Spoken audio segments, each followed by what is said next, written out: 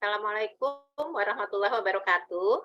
Perkenalkan, saya Siti Dharma Ajijah, SST MKMRD di RSAB sebagai Kepala Instalasi Gizi RSAB Harapan Kita. Pada hari ini kita akan membahas tentang makanan yang sehat dan aman. Dan kegiatan ini wajib diikuti oleh seluruh karyawan RSAB Harapan Kita yang non-medis, kemudian outsourcing, serta tenan yang ada di sekitar RSAB Harapan Kita. Baiklah, kita langsung kepada materi yang akan kita sama-sama dengarkan, yaitu apakah makanan yang sehat dan aman. Jadi, untuk makanan yang sehat dan aman, tentunya ini merupakan kewajiban kita ya untuk menyediakan, kalau bagi tenan menyediakan makanan yang sehat dan aman, dan bagi konsumen bagaimana kita bisa memilih makanan yang sehat dan aman. Ya, ini CV saya, yaitu Siti Dharma Ajijah, biasa dikenal dengan Galuh. Ya, hari ini kita akan membahas tentang satu, keamanan pangan, yang kedua pengolahan makanan yang aman, nah yang ketiga yaitu tanda pewarna makanan yang tidak aman. Keamanan panganan ini ada undang-undangnya, yaitu nomor 18 tahun 2012 tentang keamanan, mutu, dan gizi pangan.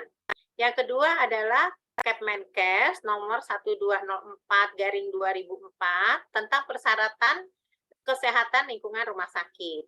Nah, yang ketiga, Permenkes nomor 1096 tahun 2011 tentang hygiene sanitasi jasa boga, serta di ICN Roma 1992 bahwa setiap orang berhak mendapatkan keamanan pangan.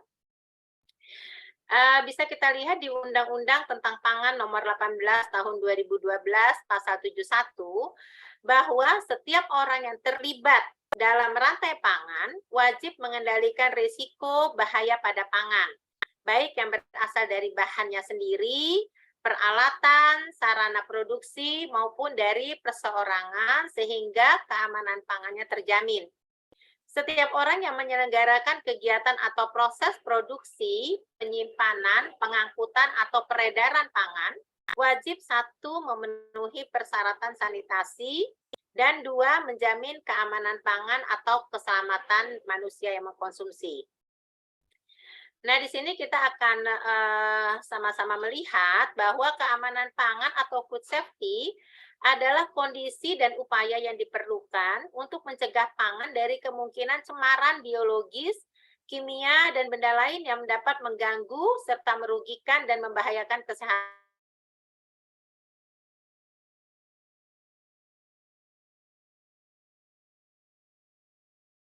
manusia. Jadi prinsipnya penyakit atau keracunan serta kematian. Nah, bahaya pangan di sini bisa tadi sudah dijelaskan di awal bahwa definisinya bahaya ini adalah agen biologis, kuman, atau fisik pada makanan yang berpotensi menimbulkan pengaruh buruk bagi kesehatan. Nanti kita sama-sama lihat apakah yang dimaksud dengan biologis, kimia, atau fisik. Nah, tadi sudah sama-sama dilihat bahwa bahaya ada biologis, yang termasuk bahaya biologis adalah mikroorganisme patogen, yaitu penyebab penyakit ya. Nah, biasanya ada E. coli, ya, salmonella, nah itu tidak boleh ada di makanan. Kemudian yang kedua, bakteri, virus, atau jamur, ini juga termasuk biologis. Kemudian yang kimia, ada dua, sengaja ditambahkan, contohnya pewarna, pengawet, radioaktif, boraks, atau formalin. Nah, yang kedua tidak sengaja, yaitu alergen. Jadi ada zat-zat alergen ya. Jadi kalau misalnya kita alergi terkait dengan ikan, berarti itu tidak sengaja, memang ada di dalam bahan pangan tersebut.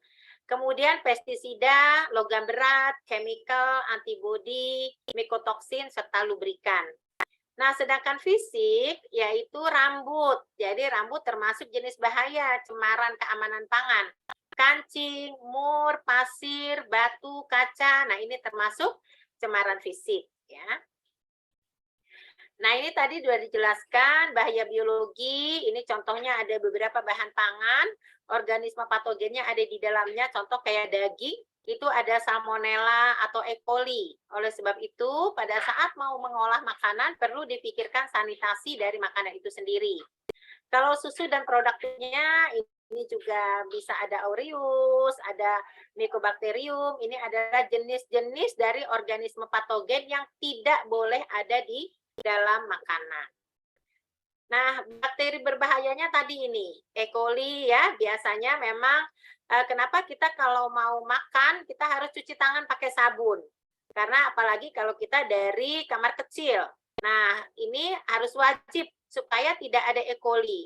E. coli ini juga bisa dari cemaran makanan yang kita konsumsi yang tidak dari sumber air yang bersih. Jadi sumber airnya tercemar, kemudian diolah, nah ini juga bisa menjadi cemaran. Kemudian Salmonella serta Listeria ini juga bakteri yang berbahaya yang tidak boleh ada di dalam makanan. Nah, tadi sudah dikatakan bahaya kimia ada dua, yaitu yang secara alami, contohnya seperti aflatoksin. Jadi itu ada di kacang-kacangan ya. Kalau misalnya kacangnya itu sudah lama, terus ada model putih-putih seperti jamur, itu aflatoksin. Nah, itu bisa kalau kita mengkonsumsi, bisa mual, bisa pusing ya. Jadi itu adalah bahaya kimia. Jadi oleh sebab itu, kalau menyimpan makanan atau bahan makanan yang mengandung kacang-kacangan, ya kita harus perhatikan suhunya. Kalau sudah terlihat ada putih-putihnya, kita tidak usah membeli atau tidak usah kita konsumsi. Nah, kemudian ditambahkan secara sengaja, contohnya pestisida. Kemudian biasa kita lihat ya pewarna kuning yang bukan dari kunyit ya, dari metalin yellow, rodamin itu biasanya warna merah, kemudian formalin, borak ini sengaja ditambahkan. Oleh sebab itu kita harus mengenal ciri-ciri. Contoh misalnya tahu yang mengandung borak itu dibanting nggak pecah gitu ya, nggak apa namanya, nggak gebiar gitu ya, nggak remuk. Nah itu berarti harus kita waspada. Ini kenapa nih si tahu bisa seperti ini? Kan ada tahu yang lembut ya. Nah, tahu yang lembut berarti bisa jadi itu tidak mengandung pengawet berupa boraks atau formalin ya. Jadi kita harus melihat kalau ternyata kenyalnya aneh, nah ini jangan kita konsumsi ya. Berarti ini kita khawatir ada formalin atau boraks yang ditambahkan. Kemudian bahaya kimia tadi ya, sudah ada contoh aflatoksin ini di jagung, kacang tanah ya, contohnya seperti itu. Nah, mungkin ini juga asam bongkrek ya, biasanya nih tempe bongkrek ya. Jadi harus dilihat kalau jangan sampai terjadi keracunan apa namanya? Ampas dari kelapa ini ya. Nah, kalau bahaya fisik ini contohnya gelas, metal, plastik, tulang, serpihan kayu, batu, rambut, dan kertas. Nah, oleh sebab itu, saat pengolahan makanan, rambutnya harus ditutup. Jangan sampai nanti rambutnya kalau nggak ditutup, masuk ke dalam makanan. Nah, rambut ini bakterinya banyak sekali. Ini karena kita nggak lihat aja. Apalagi kalau habis mengolah makanan, panas, keringetan, rambutnya jatuh. Nah, itu udah menjadi cemaran daripada rambut itu sendiri. Kemudian juga harus kita lihat contohnya misalnya pecahan kaca. Oleh sebab itu biasanya kita kalau misalnya mengolah makanan harus diperhatikan nih. Apakah blendernya ini dalam kondisi baik ya? Apakah takutnya misalnya blendernya yang mengandung kaca, takutnya pas ada retak, kemudian masuk ke dalam makanan, masuk ke dalam tidak terlihat, kemudian dikonsumsi oleh konsumen. Nah, ini yang tidak diperkenankan ya. Nah, ini juga kenapa kita juga harus hati-hati terkait staples. Staples sama ya. Jadi teman-teman kalau misalnya apalagi tenan saat misalnya mau mengolah, perhatikan staplesnya ketemu. Jangan pada saat membuka, toto staplesnya nggak ketemu, ternyata ada di makanan, besok dikonsumsi oleh konsumen. Nah, ini berbahaya. Jadi pastikan kalau membuka kemasan dari pasar ada staples, pastikan staplesnya ketemu. Jangan sampai nanti staplesnya dicari-cari nggak ada, udah deh nggak apa-apa, padahal ada di makanan yang mau kita olah. Nah ya, jadi harus hati-hati. Nah, kemudian di sini sumbernya, kenapa terjadi cemaran-cemaran ini? Pertama adalah karena penyimpanannya tidak tepat. Ya, jadi nanti kita lihat seperti apa penyimpanannya tepat. Kemudian persiapan makanannya juga nggak tepat, ya. Jadi bahan makanannya belinya di pasar bagus, belinya masih apa namanya ya, kualitasnya terjamin.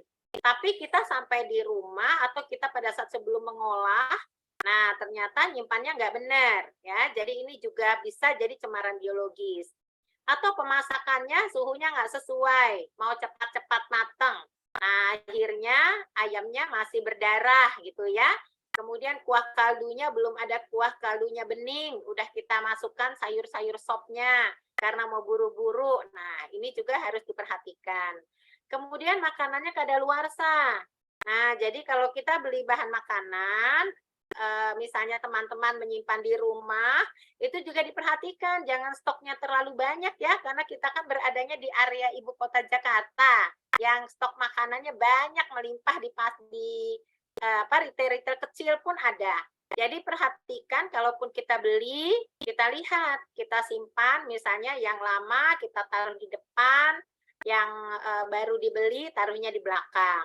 Jangan yang baru beli ditaruh di depan terus, akhirnya yang kita ambil yang di depan terus, yang di belakang saat mau kita ambil, kita nggak tahu, diolah ternyata kadaluarsa ya. Banyak sekali kita sudah melihat bagaimana keracunan makanan akibat kadaluarsa ini dan ternyata sudah timbul bakteri ya. Jadi pada saat kita mau mengolah pun cek dulu di kalengnya, kalau makanan kaleng tanggalnya berapa, masih aman apa enggak. Kalau kita beli ke apa namanya pasar, kita cek dulu. Kalau ada tanggal kadaluarsanya, cek tanggal kadaluarsanya ya. Jadi makanan kadaluarsa ini juga menjadi cemaran biologis.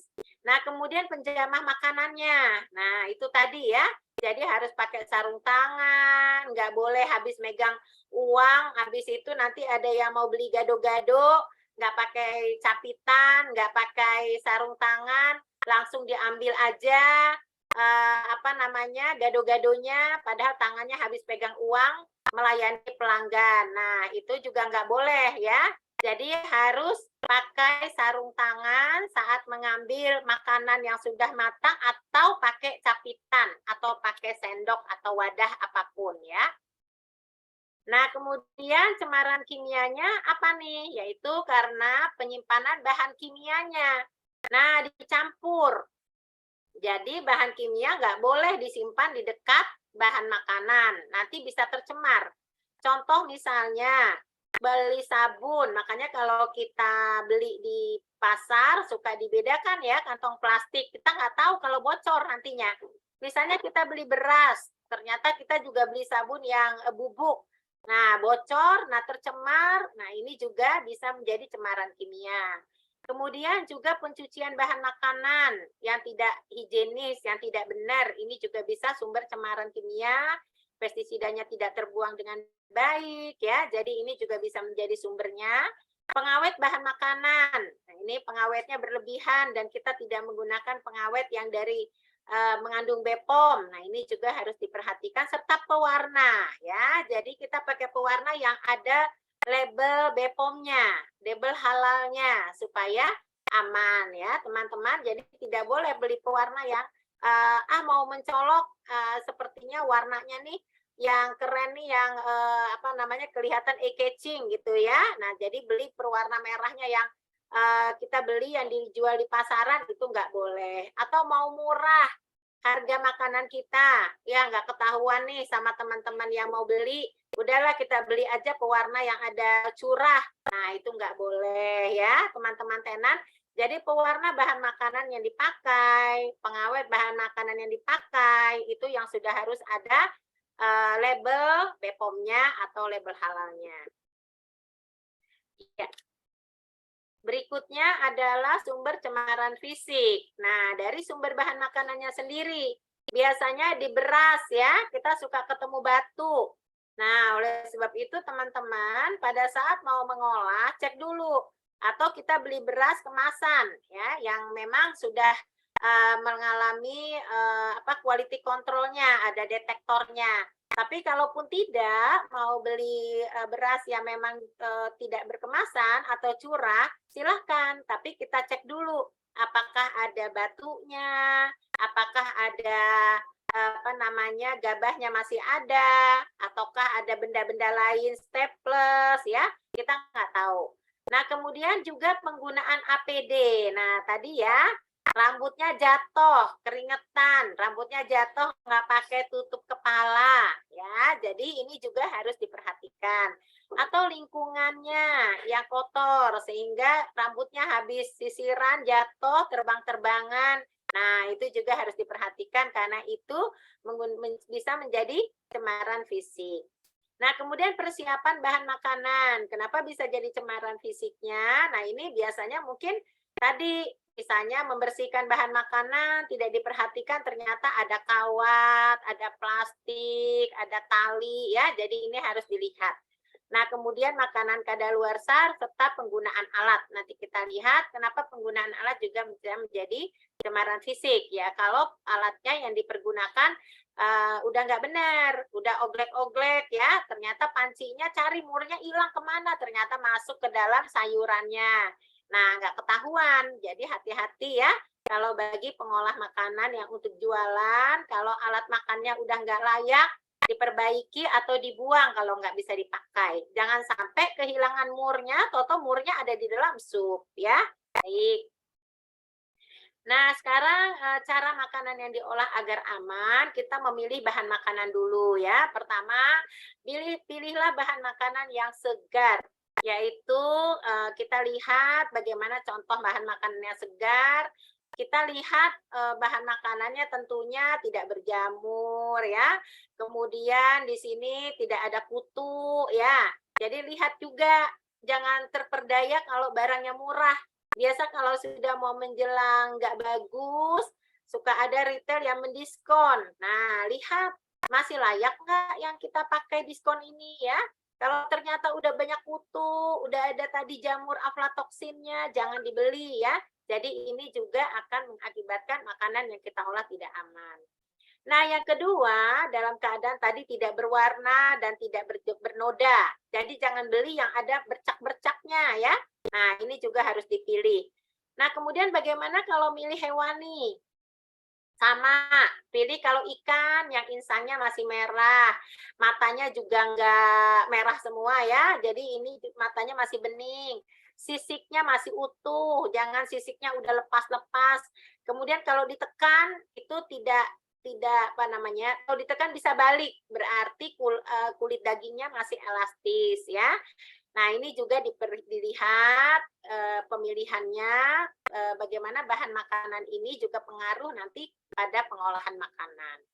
Nah, kemudian untuk yang nabati, aromanya dicium, kalau misalnya tempe itu kan udah kelihatan kalau udah lama ya, ya jangan dibeli, kecuali ada menu yang memang biasanya suka pakai aromanya, memang dipilih yang sudah fermentasinya udah agak lewat gitu ya, itu berbeda. Tetapi kalau misalnya kita mau lihat, memang kita mau mengolah, perhatikan, jangan misalnya tahunya yang sudah berlendir dan warna kuning, itu berarti sudah lama. Kemudian tempenya aromanya sudah nggak aroma tempe. Nah, itu juga harus kita perhatikan ya. Jadi jangan dibeli. Nah, kemudian bahan tambahan pangan. Tambahan pangan ini kita cari yang aman. Tadi yang berlabel ya. Jadi jangan yang curah. Karena kalau curah kita nggak tahu. Dia ada, walaupun mungkin ada label BPOM-nya, tapi kita nggak tahu bahwa ini expire-nya kapan ya. Jadi harus dilihat pewarnanya yang memang betul-betul aman. Kemudian yang berikutnya makanan olahan pabrik. Nah, makanan olahan pabrik ini kita cek yang mempunyai label. Ya, jadi biasanya kita lihat label dan mereknya, kemudian terdaftar nggak makanan-makanan kaleng ini. Terus rusak nggak? Nah, teman-teman jangan beli makanan kaleng yang ada penyoknya walaupun sedikit. Nah, walaupun didiskon dengan 70% makanan kaleng ya, jangan. Karena apa? Karena sudah ada timbul udara yang masuk. Kita pernah dengar ya dulu makanan kaleng yang ada ulatnya. Nah, ternyata itu adalah yang sudah expired dan sudah ada penyok. Udah masuk oksigen ke dalamnya dan timbul bakteri ya. Jadi tolong dilihat kemasannya ini tidak kembung, tidak penyok, mulus, tidak berkarat ya. Jadi ini kita lihat. kemudian belum kadaluarsa. Jadi kita lihat juga apakah makanan kaleng ini kadaluarsa atau tidak. Kalau kita memang mau pakai dalam waktu dekat, misalnya bulan Februari, expire-nya oh Januari ini mau saya pakai kok, ya nggak apa-apa. Tapi kalau kita beli dalam jumlah banyak, perhatikan jangan sampai kita membeli yang mau dekat expire. Kemasan digunakan hanya untuk satu kali penggunaan. Nah, ini juga diperhatikan. Jadi kalau misalnya ada tulisan kemasan untuk satu kali, jangan dipakai berkali-kali ya. Karena itu berarti sudah ada cemaran dari plastiknya, ada migrasi. Jadi setiap plastik itu ada kode-kodenya. Jadi ada yang langsung buang, ada yang bisa dipakai lagi. Kalau sudah langsung buang, ya jangan dipakai lagi, gitu ya teman-teman ya. Sebetulnya dari produsennya sudah menginformasikan, tetapi kitanya yang kadang-kadang suka lalai. Nah, kemudian yang berikutnya adalah makanan tidak dikemas. Nah, ini yang curah-curah nih ya. Nah, ini hati-hati, kita harus lebih selektif. Dilihat baru dan segar, kemudian tidak bau, tidak busuk, warnanya juga masih rata, tidak ada warna yang berbeda-beda dari satu bahan makanan, ini juga dicek, dan tidak mengandung berbahaya. Biasanya kalau yang curah ini, misalnya di supermarket ada ditaruhnya ya, mereknya. Nah, ini juga kita bisa melihat, jangan sampai kita membeli yang sudah tidak layak dikonsumsi lagi. Nah, yang kedua penyimpanan. Nah, tadi sudah dibahas awal ya. Penyimpanan itu harus terhindar dari kemungkinan bakteri, serangga, tikus. Nah, jadi penyimpanannya harus bersih. Jadi kalau kita mau beli sekalian barang sebulan, bahan makanan, nah, letakkanlah bahan makanan tersebut dengan baik dan jangan sampai ada tikus. Nah, karena kalau kita nyimpan banyak, itu tikus airnya akan mencium, kemudian digigit kita nggak tahu, terus kita olah. Nah, itu menjadi cemaran ya. Jadi ini gudangnya harus bersih. Kemudian tadi penyimpanannya pakai FIFO dan FIFO. FIFO itu first in yang baru datang, ini yang kita pakai. Yang duluan expire itu yang kita keluarkan ya. Jadi kalau teman-teman tenan biasanya mungkin lagi diskon nih gitu ya, beli deh dalam jumlah banyak, silahkan. Tapi asal expire-nya masih jauh dan letakkanlah yang lama itu di belakang, yang baru datang itu di depan atau sebaliknya. Terserah bagaimana kita mau mengatasi ini, jangan sampai tertukar. Tempat atau wadah penyimpanan bersih, tidak tercampur dengan bahan kimia. Jadi jangan dicampur, bahaya. Jangan letakkan minyak misalnya di dalam botol yang memang dekat dengan cemaran bahan pembersih misalnya, yang juga kita taruh di dalam botol minuman misalnya. Nah, salah ambil itu sering kejadian ya. Salah ambil ternyata itu adalah barang berbahaya. Jadi bahan makanan nggak boleh diletakkan bersama bahan kimia. Nah, sekarang suhunya harus kita perhatikan. Kalau kita mau menyimpan daging udang di kulkas untuk 3 hari atau kurang, suhunya harus antara 0 sampai -5 ya. Oh, kalau kita mau nyimpannya lebih lama, boleh, tapi suhunya juga harus diperhitungkan ya. Jadi, kemudian penyimpanan makan jadi juga sama. Makanan berkuah nggak boleh kita taruh di luar, di udara terbuka dengan suhu sekitar mungkin 40-30-an, nah itu sumber bakteri. Kita kalau makanan basah mau kita simpan di atas suhu 60 derajat ya, biar nanti tidak ada bakteri. Atau kita kalau masih lama kita simpan di kulkas ya dengan suhu -10 derajat. Jadi kita biasanya suka kita blensing dulu ya, bahan makanan yang untuk nanti cepat, sayuran kita rebus, habis itu kita siram pakai air dingin dengan cepat, kita simpan di freezer untuk nanti kalau misalnya sayuran beku, itu silakan. Jadi ini merupakan syarat suhu penyimpanan agar bahan makanan yang kita simpan aman. Nah, sekarang pengolahan makanan. Pengolahan makanan ini merubah bentuk dari bahan makanan mentah menjadi makanan jadi atau siap santap dengan memperhatikan ketentuan cara pengolahan makan yang baik. Nah, apa nih? Pertama, tempat pengolahannya, dapurnya harus bersih, nggak ada binatang kecoa ya, kemudian tikus, jangan sampai kotoran tikus ada. Jadi teman-teman harus cek, tenan harus cek. Kalau ada kotoran tikus, kotoran kecoa, berarti harus ngadakan bersih-bersih, ya, dan tutup sumber dari tikus masuk. Atasi sumber kecoa, ya, karena ini menjadi biang untuk cemaran makanan. Kemudian perhatikan lama waktu pengolahan. Nah, jadi jangan cepat. Kadang-kadang ada ayam yang masih merah di dalamnya. Nah, kemudian kita mau cepat menggorengnya pakai minyak panas, di luarnya matang, di dalamnya masih mentah. Ya, jadi itu juga bisa menjadi cemaran. Kemudian bahan makanannya kita persiapkan menggunakan air yang mengalir. Ya, jadi airnya harus mengalir supaya pestisidanya runtuh, ya. Kuman-kuman yang ada di sayurannya runtuh, apalagi kalau kita ingin menggunakan yang langsung siap santap seperti lalap. Nah, kemudian pemilihan bahan ini juga disortir, ya. Jadi pada saat kita memilih misalnya kangkung, kita membersihkan bukan langsung dipotong-potong. Kita lihat apakah ada ulatnya seperti kayak brokoli, ya. Kita pilih, kita sortir. Kalau misalnya jangan sampai nanti ada ulat yang kita kasih ke konsumen, wah bisa protes, ya.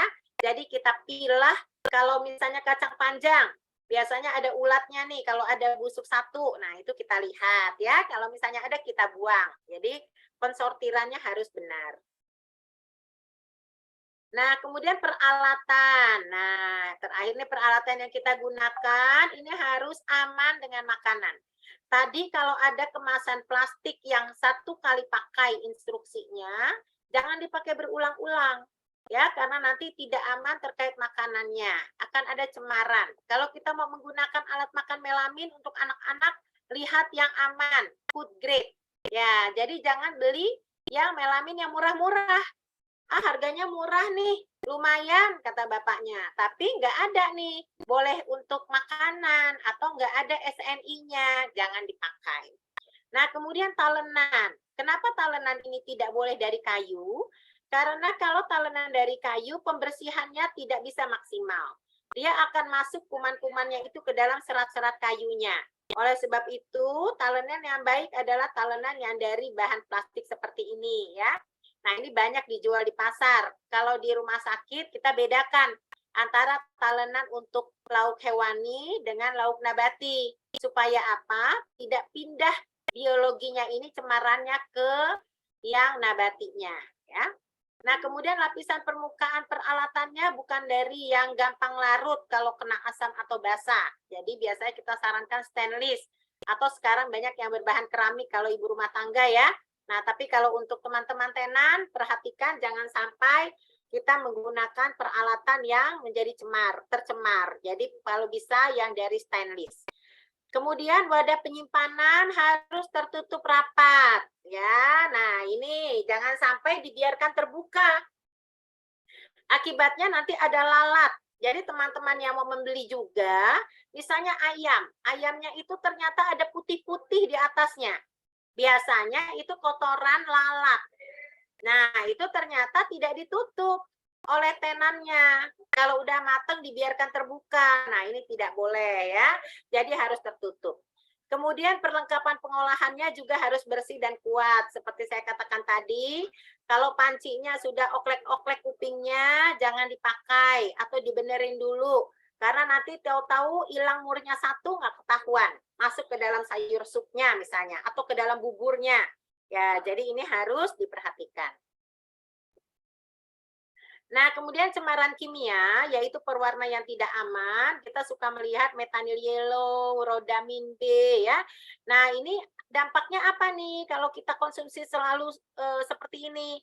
Gejala pembesaran hati dan ginjal, fungsi hati, kerusakan hati, ini akan berdampak kepada kesehatan kita. Nah, sekarang teman-teman juga suka lihat, berarti harus mengedukasi yang punya anak kecil.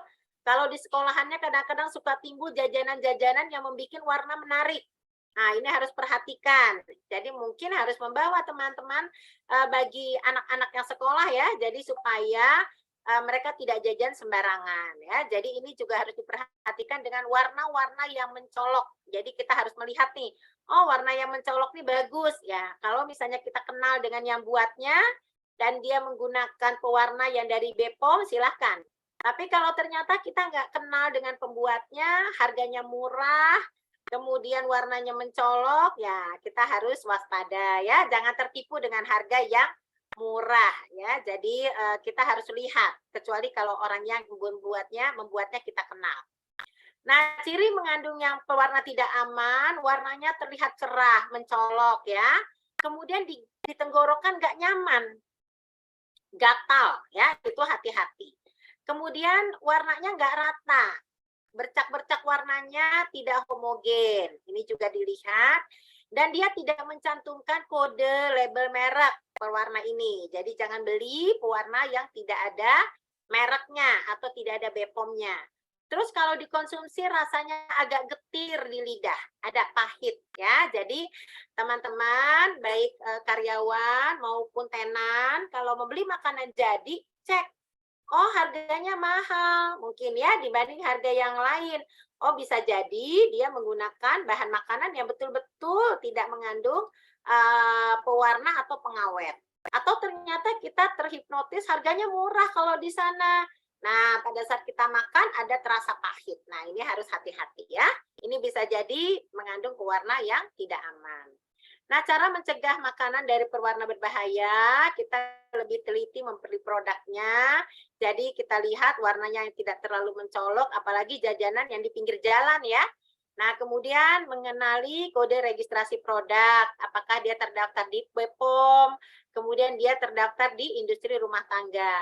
Tidak membeli produk yang tidak mencantumkan informasi pada produknya, apalagi yang kemasan. Jadi cari yang memang sudah mencantumkan labelnya. Ya. Nah, kemudian tips memilih pangan sehat dan aman. Yang pertama, hindari pangan yang dijual di tempat terbuka, kotor, tercemar, tanpa penutup dan tanpa kemasan ya. Oleh sebab itu teman-teman tenan, tolong ini diperhatikan. Makanannya kalau sudah selesai diolah ditutup. Ya, kemudian displaynya juga ditutup, jangan sampai lalat bertaburan di sana. Nah, ini udah matang, enak, tahu-tahu tercemar ya. Jadi ini nanti karyawan yang mengkonsumsi akan timbul penyakit yang kita nggak kehendaki. Nah, teman-teman karyawan pun kalau membeli makanan, pilih ke tenan yang bersih, yang semuanya terjaga kebersihannya. Yang kedua, warna makanan atau minuman yang terlalu menyolok. Nah, ini hati-hati juga. Besar kemungkinan ini mengandung berwarna sintetis, kecuali tadi kalau kita kenal yang buat ya, dan udah pastikan menggunakan pewarna yang aman. Hindari pangan yang mengandung bahan pangan sintetis berlebihan atau bahan pangan yang dilarang. Kemudian untuk rasa, jika ada rasa yang enggak nyaman, menyimpang. Nah, bisa jadi itu mengandung bahan berbahaya atau tambahan pangan yang berlebih. Beli pangan yang dijual di tempat bersih dan terlindung dari matahari, debu, hujan ya. Pilih tempat yang bebas dari serangga dan sampah. Jadi jangan yang jorok gitu ya, kita lihat. Kemudian hindari pangan yang dibungkus dengan kertas koran. Nah, biasanya kalau kita beli gorengan nih yang di pinggir jalan, mau dikasihnya dengan dibungkus kertas koran, bilang aja nggak mau, kita pilih yang bersih ya. Jadi teman-teman tenan tolong siapkan kalau perlu pakai kertas coklat yang memang khusus untuk kemasan makanan, bukan bekas koran atau misalnya langsung dimasukkan ke dalam plastik kresek, itu juga nggak benar ya. Jadi harus menggunakan kemasan yang aman. Nah, sekarang kebersihan individu, nah ini ya, ini harus kita pakai untuk bagian di pengolahan, tutup kepala, sarung tangannya dipakai kalau megang makanan ya, jadi jangan telanjang tangan, lalu pegang makanan yang sudah matang dengan tangan tersebut, itu jadi cemaran. Karena nih, tangan kita banyak bakterinya ya. Ya, ini kebersihan perorangannya, ini diatur dalam Permenkes nomor 236 tahun 1997. Personil yang mengolah tidak menderita penyakit seperti ini kalau nggak pakai masker. Kalau ada luka, ditutup lukanya, membersih tangan, jadi kukunya tidak panjang. Jadi kalau yang ada di pengolahan makanan, di tenan, tolong kukunya ya, nggak boleh panjang ya. Jadi kemudian juga karena mengolah tidak boleh pakai cincin dan perhiasan. Karena kalau cuci tangan itu harus lepas cincin-cincin dan gelangnya ataupun jam ya, jadi harus bersih. Memakai celemek dan tutup kepala, mencuci tangan setiap kali hendak menangani makanan, tentunya pakai sabun ya. Kemudian dilarang batuk bersin di hadapan makanan jajanan. Kemudian juga dilarang melakukan aktivitas terkait anggota tubuh yang akan mencemarkan makanan. Kemudian yang berikutnya dilarang merokok yang nantinya biasanya kadang-kadang sambil mengolah sambil merokok. Nah, itu biasanya nanti debunya masuk. Nah, ini nggak boleh. 6 langkah cuci tangan, tentunya nanti teman-teman diajarkan juga ya. Ya, ini 6 langkah cuci tangan yang harus bisa kita kuasai. Ya, terakhir saya mengutip sedikit ayat Al-Quran bahwa wahai sekalian manusia, makanlah makanan yang halal lagi baik. Ya, dari apa yang terdapat di bumi, jangan kamu mengikuti langkah-langkah setan karena sesungguhnya setan itu adalah musuh yang nyata bagimu. Jadi kewajiban kita untuk bagi yang konsumen, karyawan, pilihlah makanan yang halal dan baik. Baik tadi dari segi gizi, keamanannya. Nah, bagi tenan, jangan mengikuti langkah-langkah setan. Ya, pingin untung banyak, nggak ada yang lihat, ya udah kita kasih sajalah bahan makanan tambahan yang murah, yang nggak pakai merek. Nah, itu tidak diperkenankan ya, karena sesungguhnya setan itu adalah musuh yang nyata bagi kita. Demikian yang bisa kami sampaikan terkait keamanan makanan ini. Mudah-mudahan bisa kita terapkan sebagai individu-individu, bagi diri sendiri, bagi keluarga, dan bagi tenan bisa diterapkan untuk menjamin keamanan makanan yang dikonsumsi oleh konsumen. Terima kasih, mudah-mudahan bermanfaat. Assalamualaikum warahmatullahi wabarakatuh.